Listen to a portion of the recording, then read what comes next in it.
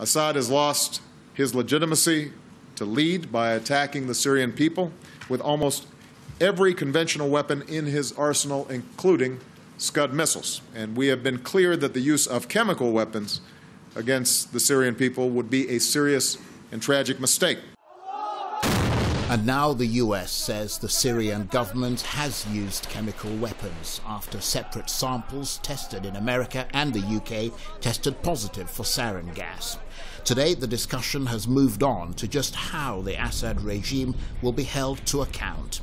Now I hope the administration will consider what we have been recommending now for over 2 years of this bloodletting and massacre, and that is to provide a safe area for the opposition to operate, to establish a no-fly zone, and provide weapons to the people in the resistance who we trust.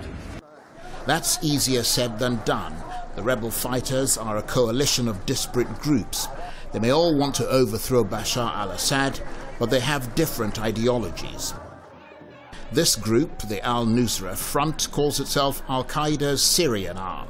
This is one of the main reasons why the West has been so reluctant to provide military aid to the rebels, in case weapons end up in the hands of Islamic fundamentalists. Despite earlier threats from the White House that using chemical weapons was a red line in the sand, military intervention seems unlikely in the short term. A letter from the White House to Congress emphasized a full UN investigation must first be carried out in Syria. But Damascus is refusing to give UN inspectors unfettered access to the country.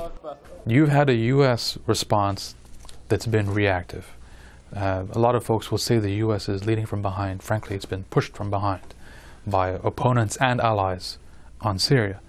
I think what you're going to see is an administration that tries to take the high ground and shape the message, not have a knee-jerk reaction. Meanwhile, the opposition fear more chemical attacks. Some are resorting to using rudimentary gas masks made from charcoal dust and soda bottle tops.